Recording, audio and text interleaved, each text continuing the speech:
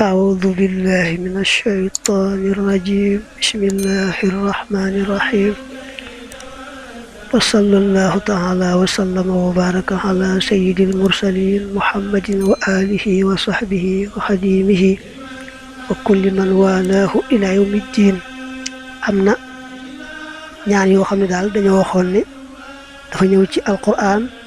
am yu bokk ci hadis ak yenn pàggutee fi sëriñ bi am ca nag yu jàppandi lool yoo xam ne daal wala su koy fàtte ndax daa yomb lool benn bi mooy bi hadis bi waxoon ne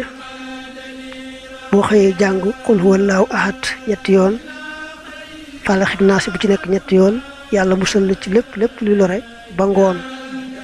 boo ko waxee ci ngoon gi mooy boo ko defaatee noonu ci ngoon gi itam yàlla musal la ci lépp lu aay lépp luy lore ba subawaat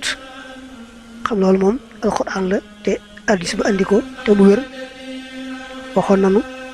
na hadis ba wéree te bañ koy wax bu njëkk ñaan gi ñëw ci hadis nag moom it te yomb lool moo doon bismillahi alladi laa yadurru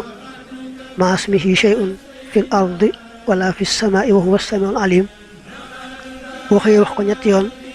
yàlla musal la ci lépp luy lore boo ko waxee ci ngoon yàlla musal la ci lépp ba subawaat bu dee ci pàggutee fi sëriñ bi itam ñu bañ a fàtte yaa rabbi bil mustafa al muxtaari min mudari mas na koy jàng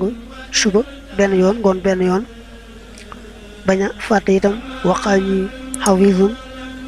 te mën nañ koo jàng suba benn yoon ngoon benn yoon ak nag xasida wakaana xaqan waxoon nañu la ca sëriñ bi waxoon kon moom itam lu néew ku ko man